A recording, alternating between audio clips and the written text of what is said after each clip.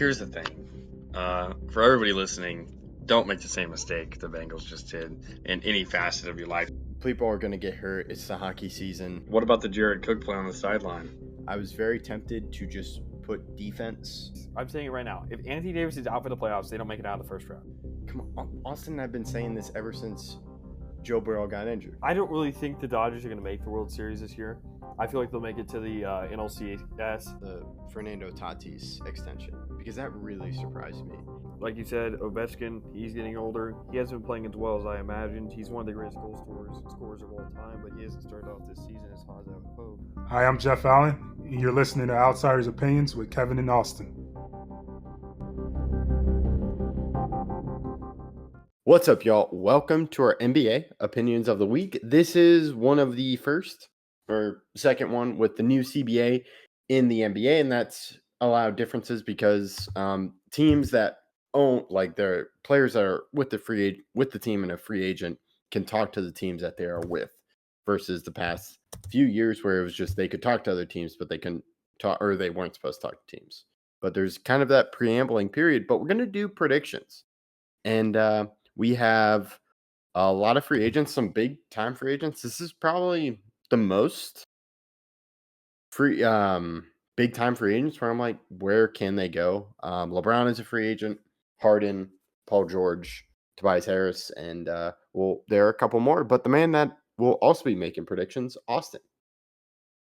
Yeah, Kevin, this is a very interesting free agency period. There's not many teams that can afford a good bit of these players, but there's some at the bottom of the list. I feel like a lot of teams will have try to make moves for. So we'll see what happens, but I'm happy with my predictions. Yeah, I'm very intrigued. I think a lot of this will be like signing, but also trading to do that. That seems a lot what NBA free agency is, just because a lot of teams don't have the outright cap space to just sign someone. Especially some people that are included here. Yeah. So I'll let you choose the first guy you want to predict. We'll just start off with Klay Thompson. I think it's pretty clear that he will end up going to the Mavs, whether it is a sign and trade like you predicted or it's just an outright signing. I think Mavs is probably the place that he ends up. I have that prediction. I don't know. I can't believe it. I don't know why my brain is like Klay Thompson is not coming to the Mavericks. I think maybe just because like superstars have been linked to the Mavs before and it just hasn't worked out. I wouldn't necessarily call Klay a superstar, but I know what you're saying. Yeah. Or just like a guy of Klay's caliber. Like DeAndre Jordan did come back to the Mavs, but it was hard for the Mavs to sign him. Mm-hmm. We'll see, though. So I do have that going because I'm like, where else could he go?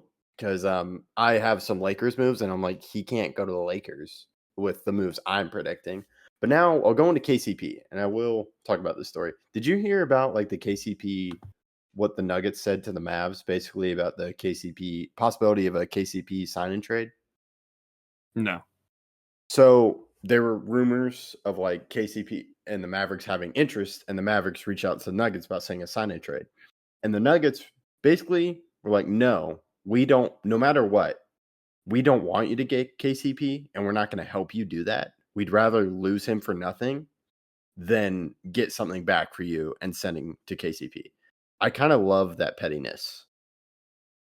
It's necessarily pettiness or just intelligence. You're not trying to get another team to be good. I understand it fully. I do. Especially they're a good team in the West. They still have yet to play in a series. So It's not like it's based on bad blood regarding a series, but this is what you need in the sport. I agree with them. I wouldn't do that either because you're not trying to make that other team better. I don't hate it. I love it, actually. Like, it's awesome. They're like, no. So my prediction is there probably is a sign and trade, but he doesn't. So they don't trade him to a West team because they don't want to face a West team. They trade him to the Bucks. That's your prediction. Wow. Or he signs with the Bucks. Just he doesn't go to a West team. I think he does go to a West team. I have him going to the Clippers. I don't think the Clippers bring some guys back. I think they realize that they need more role players around some other guys, and they pick up KCP. Oh, okay. Interesting. That's good. That's a good pick. So speaking of Clippers, guys, we have Paul George. He's not a Clipper anymore, Kevin. I have him going to the 76ers. The 76ers only have 3 guys on roster. They have a restricted free agent in Tyrese Maxey. They have plenty of money to bring in Paul George, and I don't see a reason why that doesn't work out. Yeah, I have that as well. That seems to be gaining steam, and we'll see what happens. Maybe Paul George comes back, but it looks like he's not. But once that does happen, and he does not return to the Clippers, we may have to have a talk about that Clippers era, I guess. The Paul George and Kawhi era. And just what happened, but maybe he comes back. However, not looking very likely. Now I'll let you choose the next guy.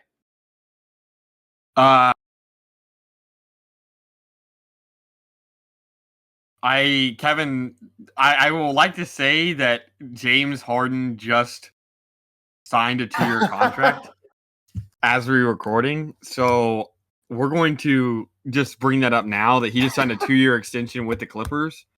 Oh, wow. Well, that saves me. It saves me as well. But we're not going to count either of us wrong. Yeah. Because we never got to the prediction. We never actually officially said what our prediction was. So we never predicted it, right? Yeah, I know. I just would have loved if my prediction happened. And also, I don't know if you want to add another name. We will. Chris Paul just got is off of his was waived. Oh, I didn't realize. So he's a free agent. So we will add him at the list at the very bottom. We'll go with him last, Kevin. So you and I both have time to think about that. All right. Wow. Okay. So yeah, that's kind of shocking as we are recording the day before like free agency opens. So yeah. Okay. Ooh, man. Oh, I even love your KCP pick even more now if Harden stays. Yeah, and I didn't even know that until I said it. But it does, I think, bolster the prediction. I don't think they bring back Paul George, but if they get a guy like KCP that can defend really well and kind of fill in his defensive role, I think it could work out well. Yeah. Wow. Okay. So where do you want to go now? We'll go back to back with the 2 most likely. I think these are literally speaking guarantees. Isaiah Hartenstein will stay as a Knick, and LeBron James will remain a Laker. I think both of those will happen. Because of the bird rights, they are allowed to go over the salary cap to re-sign Isaiah Hartenstein. But and I think that's what happens. And then LeBron, they just signed his son. So yeah. LeBron did the LeBron thing of basically forcing the Lakers to do a lot to keep him, with him threatening, and like I think even the Mavs thing was a threat of like, oh, I'm really good friends with Nico Harrison and he knows Bronny, so he could take him and I could maybe go there. Just kind of that hypotheticalness that we've seen with LeBron in the past. And so I do have him returning to the Lakers. However, I disagree. I'm buying in to the Hartenstein rumor about him going to OKC. So I don't think that happens. I think Hartenstein wants to start, and that's impossible, I feel like, in OKC. Okay, that's a fair point. We'll have to see. I would love it if Hartenstein doesn't go to OKC because that would make him Hartenstein. I would like the addition for the Thunder because that would just be great. They lack size against the Mavs, and they also got Caruso. So okay, we disagree there. Now we go to Tobias Harris. Yeah, Tobias Harris is a guy that you skipped over one name that I want to talk about. Okay. But you want to go? All right. Well, we'll go Tobias. That's fine. Okay, we can go Tobias. I think that it's something that this is a harder one for me. I think a sign and trade is most likely what's going to happen here because of how the situation kind of has worked itself out. But I have him going to Sacramento Kings in a sign and trade. They really do need a wing. And they have enough cap space it wouldn't be that hard to kind of work around it and get either a deal or a sign and trade. So I have him going to the Kings. Yeah, Tobias Harris, I struggled with. And going from left field, I have him going to the Spurs. I do have a Spurs move on here because of their Okay, cap okay. space, but Tobias Harris is not it. I feel Okay. like Devin Vassell, Keldon Johnson, some of the draft picks that they have made, I just don't know how he necessarily fits there. Also, I feel like he'd be a little bit too much asking for the ball. So I have him going to the Kings because the Kings desperately need wings and wing depth. So I think it makes more sense there. But the Spurs isn't stupid. It's just Yeah, I don't no. know necessarily if that's the trajectory that they want to head. Yeah, and I don't really see a team that fits him right now, or I just can't see the fit because I know it feels like his value is really low. Like people are not a fan of Tobias Harris. Partially because of the role he had on the 76ers, but I think there is interest, but just by a couple teams that desperately need wings, and the Kings are one of them. Yeah, so I wouldn't hate it on the Kings. I would like that, and it'd be interesting to see with Harrison Barnes and Tobias Harris.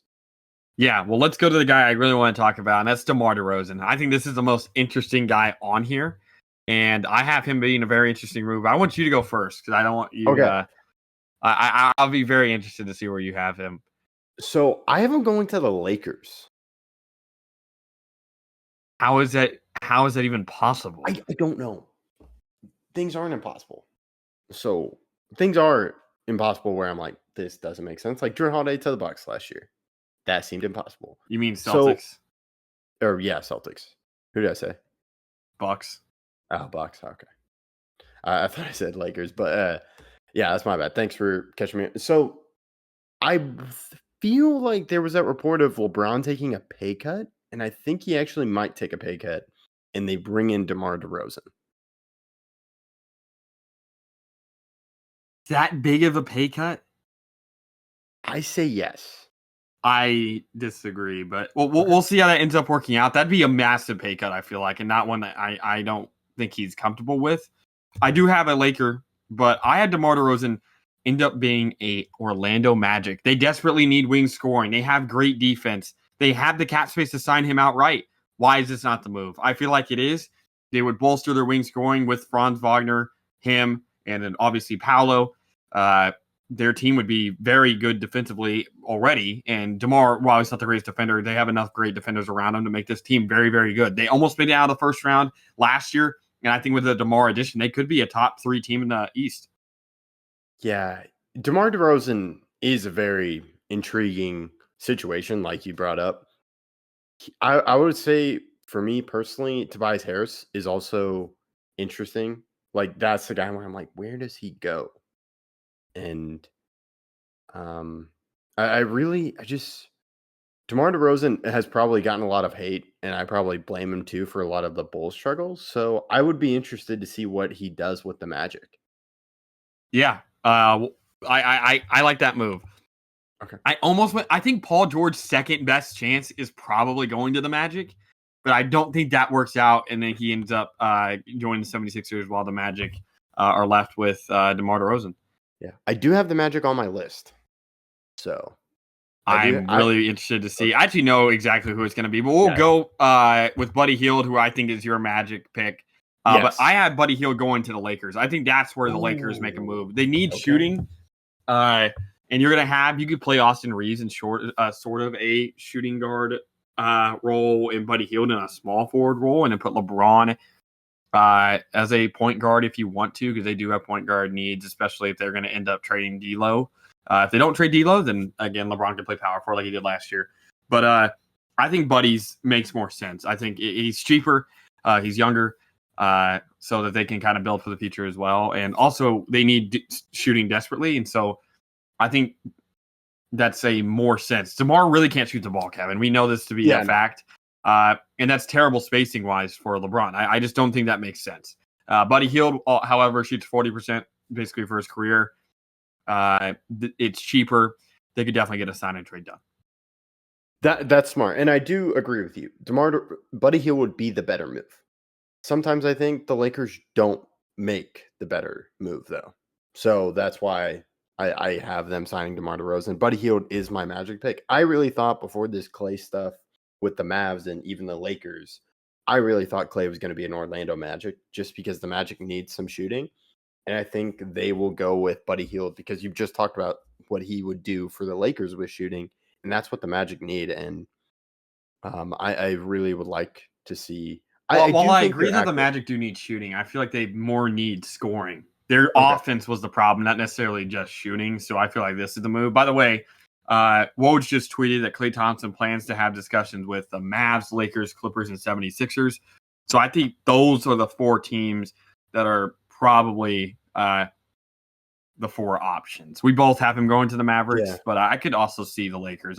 I think that could be I have Buddy Hield going to the Lakers, but it could end up being Clay. I don't necessarily think that's what's going to happen, but it could. It's probably 50-50 with me right now. Just because of my distrust of I'm not going to believe it till I see it. Till the contract is signed, actually. Even if it's reported. Because of just like DeAndre Jordan. So that's my thing. Okay, so now we have 2 guys left. Yes. And I'll let you choose which one.